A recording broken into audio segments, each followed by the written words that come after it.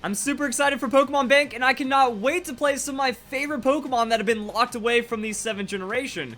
Now, with the introduction of Pokemon Bank, there's also going to be a lot of terrifyingly powerful Pokemon that will be usable as well, so I want to do a video on the top 10 best Pokemon for transfer through the Pokemon Bank, and number 10 is going to be Shedinja.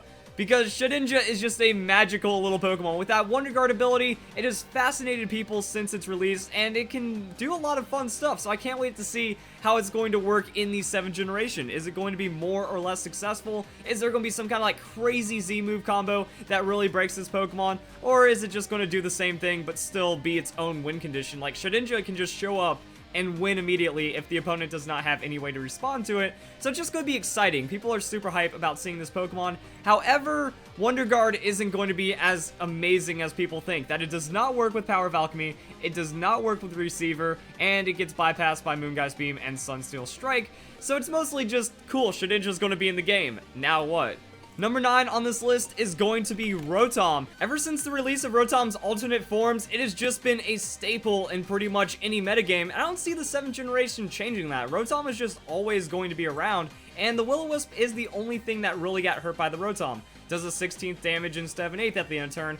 I don't think Rotom cares, and if anything, it benefits from that more. That Leftovers Rotom now won't get burned down by Will-O-Wisp too hard, and it can just kind of stay in and tank up. Still has Pain Split, still has Sustain, and it just has the right stats and the right everything. Electric Water, only weak to Grass. If you're running the Fire form, you can still trick a Scarf while also having an overwhelming amount of pressure from like an insane overheat. It just has the right stats. Good amount of bulk, good amount of speed, good amount of tankiness, and even though a lot of bulky attackers were introduced in the 7th generation, I don't see anything that threatens or nudges out Rotom, so it's just going to kind of blend into the metagame, and I think that's going to be pretty solid for the Rotom. Number 8 on this list is going to be Charizard, and specifically Charizard X. So Charizard Y, we already have Torkoal bringing in Drought right now, and that combos into Trick Room, but Charizard X, I feel, is what the game needs right now, because when we look at it, it's just overwhelmingly the few sweepers that were introduced, like Tapu Koko.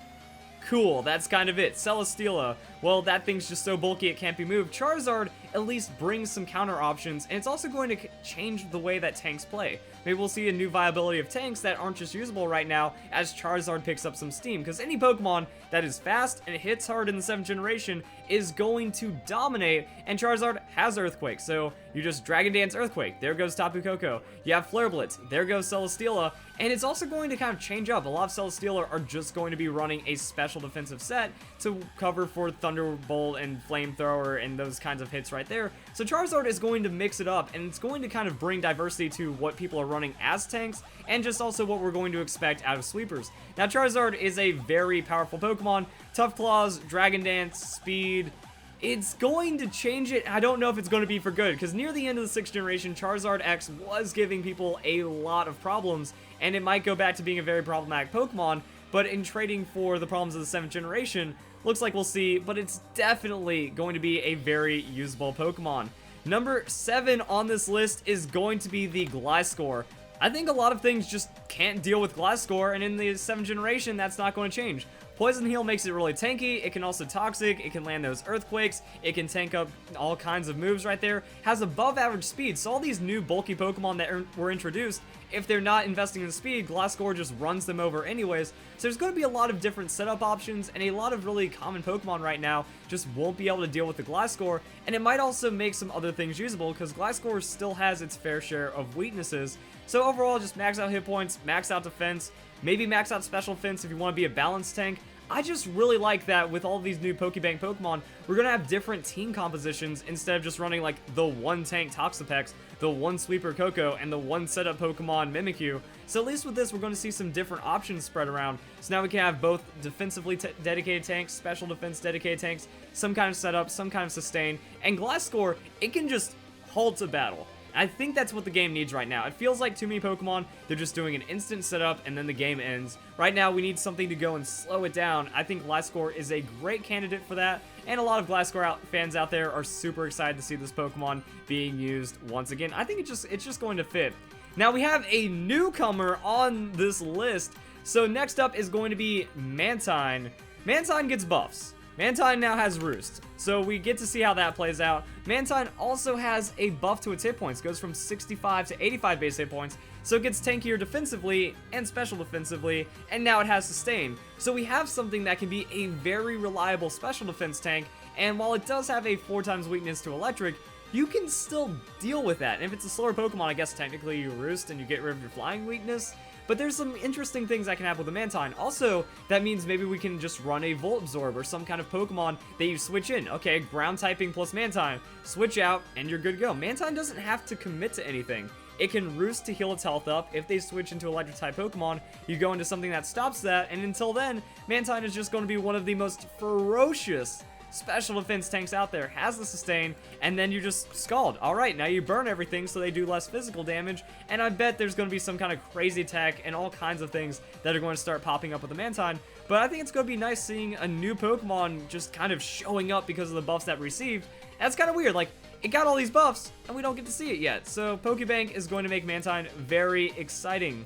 Next up on this list, we have Serperior.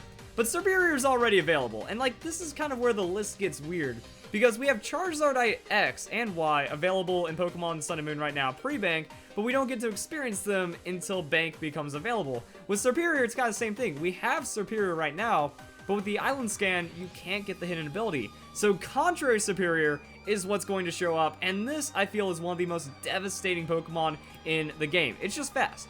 113 speed, so it's already faster than almost everything introduced in the 7th generation, and then you just outspeed, you snowball the damage on that Leaf Storm, and then things are going to get crazy. So once Serperior's Contrary was released initially, it became a devastating Pokemon. So now we have great special attacking options, we have great physical attacking options, we have mixed bulk, we have special defense, we have defensive bulk, and then we have Shedinja so far. So I'm really excited for seeing some of these Pokemon that are going to appear. Now it's time to get into the bottom 4.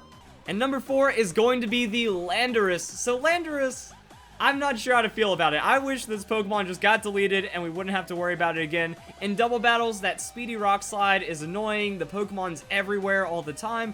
But at least it offers some kind of option against Tapu Koko, and the Intimidate can reduce some of the power that we might see out of other physical attackers that take off in the 7th generation. So it's just going to kind of cement itself back into the game, and that's kind of all there is to it. It works really well against some of the Pokemon that were introduced, and it's always consistent. I see the consistency going nowhere as it becomes available in the 7th generation, as much as people probably don't want to see it. And for all you Landorus lovers out there, yeah, you guys are probably just going to feel good about yourself because it's still going to be very usable. Number 3 on the list is going to be Volcarona. So Volcarona is going to introduce a lot of craziness. First off, it's another Quiver Dance Pokemon, so that's for Oricorio. Then it also has Fiery Dance, so now we'll actually see Fiery Dance again. Hey, that's for Oricorio. So we have a lot of weird damage spinning kind of crazy moves and stuff flying around all over the place. So Quiver Dance, Fire Dance is going to open things up, and then it's just more speed, more power getting put into the metagame, where it feels like, yeah, there's already a lot of just outpacing and setup, but Volcarona's setup is some of the most unmatched in the game. Quiver Dance on 100 base speed. Now you outspeed everything while also being really tanky special defensively, and then your damage becomes untouchable.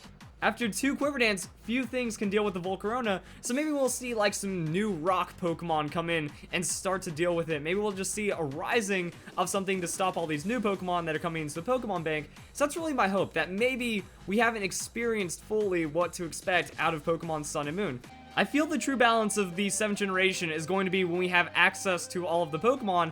And looking from this list and looking at the list of unobtainable Pokemon, it feels like the 6th generation is going to more shove out the 7th gen, and the 7th gen is just going to be the sprinkles on top of the metagame instead of the 6th gen kind of being a small part of the 7th gen. There's just so many powerful Pokemon unlocked in these other generations that's going to get pretty crazy, and Volcarona, it opens up new strategies. Oricorio might actually get a buff because of this, just having access to a better Pokemon next to it. And then Volcarona, it's a sweeper that we kind of need right now just to balance out the few sweepers that we already have. Number 2 on the list is going to be Amoonguss. Now, Amoonguss felt like it might have been bullied out by the Shiinotic, and then it turned out Shiinotic is just not a good Pokemon. Even though it has Strength Sap, even though it has like all of these really cool tools behind it, Amoonguss, it gets the Regenerator. So now we're going to have a regenerated Pokemon that we can just use reliably. It's going to spread around the spore, can use it for sustain. Amoonguss is just capable of all kinds of silly things. Maybe we'll see a rise in Clear Smog because of all the boosting that's going on right now. A little bit of damage on the Fairy-type Pokemon as well. We get access to the Giga Drain for sustain, and then we just put Pokemon to sleep and we regenerate her out. So I think that Amoonguss is going to be good for slowing down the game pace. I know that people don't like super stally battles, but right now it just feels like the game flips too fast in singles. Now in doubles, I don't know what to speak for with Amoonguss, and I know that Celesteela is dragging out games right now, but it feels like just having other stall options than just Celesteela, than just Toxapex, will at least breathe some diversity into the game, even though it's just going to be frustration on top of frustration. You can Spore, force Pokemon out, Regenerator, and then we'll see how Amoonguss plays, because, yeah, like, not a crazy amount of Grass-type Pokemon became viable in the 7th generation, and then with the other Mushroom Pokemon not even being worth using, I think Amoonguss, it's like, alright, we get our Mushroom Pokemon in, now we can go have some fun that way, and just having access to the Spore might balance out some things. I feel like Amoonguss will make people more mindful of how they play, instead of just right now, where just wreck everything, and then hope you don't get wrecked in return. So that's kind of it with the Amoonguss, and before we get to number 1 on the list, I want to do some honorable mentions. So honorable mention number 1 is going to be the Slurpuff, mostly because this is the Pokemon I am most looking forward to coming into the 7th generation. That Slurpuff can now use Z-Move Belly Drum, so a more reliable Belly Drum on top of its crazy, like, Belly Drum drain punching shenanigans. Slurpuff might be something to keep an eye out for. I haven't really looked into what Pokemon stop it or counter it or does better against in this generation, so we're going to see if Slurpuff just becomes more usable, and that could be a pretty nice thing right there. Next up, we do have the Suicune for an honorable mention. I did mention this in my video where I was looking into the Pokemon that are going to be coming over through the Pokemon Bank, and Suicune, it can just do annoying, tanky things. Now, one thing that's going to be really interesting is that with the Pokemon Bank and all of the legendary Pokemon that we caught, Hyper Training can now make a lot more of these legendary Pokemon common, so for the people that aren't out there cheating and using Pikahex and Pokegen and stuff, like, there's going to be a lot more legitimate legendary Pokemon, and then we get to see just Suicune's girth right here. 100 hit points, 115 defense, and 115 on that special defense, now where Scald isn't going to be as much of a problem for it, and it can still just wreck anything in its way, so Suicune is going to be terrifying to deal with. Next up, we have Hippowdon. Now, I was going to put Tyranitar on the list, but I think it's more that people are very looking forward to the Tyranitar than it being one of the best Pokemon that's going to be available through Pokebank. Also, Mega Tyranitar, we don't know where that is right now because we don't know where the Mega Stones of all these unreleased Pokemon are going to be. So Hippowdon, I think, is going to be that next best option. That brings the Sandstream if we need it, but also it's going to be a reliable defensive tank. I feel that the 7th generation didn't bring enough of a reliable defensive tank or just some kind of very dedicated tank, and Hippowdon is very good at that. Has the sustain because it can slack off while also doing crazy sand stuff and then setting up and then phasing. So Hippowdon kind of brings a lot of things that we don't see in the 7th generation right now while still being just an absolutely filthy Pokemon. And then the next one is going to be Bisharp.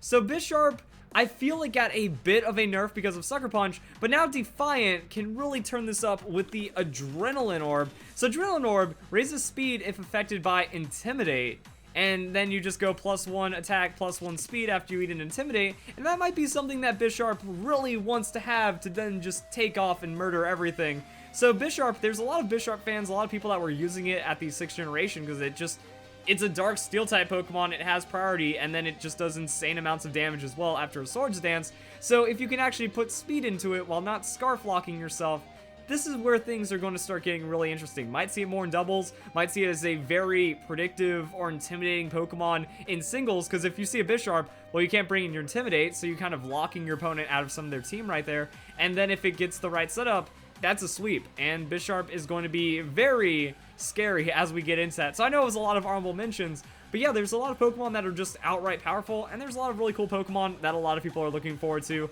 when we get our access to Pokebank. Then number 1, Ferrothorn.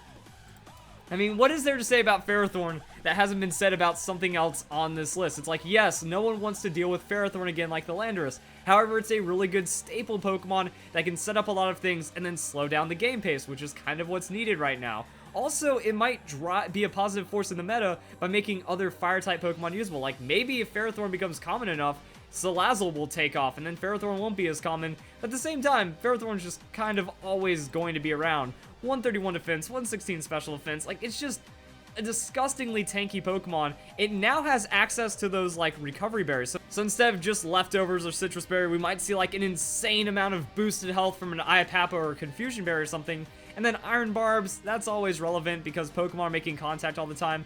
Leech Seed is really good, so it just adds that grass diversity right there. Steel for fairies, and then Ferrothorn, it's a very reliable Pokemon. It's always going to be around. I don't see too many things in the 7th generation really scaring it besides the Salazzle, besides maybe the odd fire Pokemon or something. So it's going to be very usable, it's going to be back, and a lot of these Pokemon are coming out in full force. So we're going to see if Chaos ends up becoming balanced for the 7th generation, and leave your thoughts below. If you made it this far in the video, please leave a like, it'll show your appreciation, and also comment like which Pokemon you think should be on the list, which Pokemon you're excited for, and everything awesome about Pokemon Bank when we get it. So if you guys enjoy the video, and get ready, because these guys are coming, and it's going to be scary. So thank you very much for watching.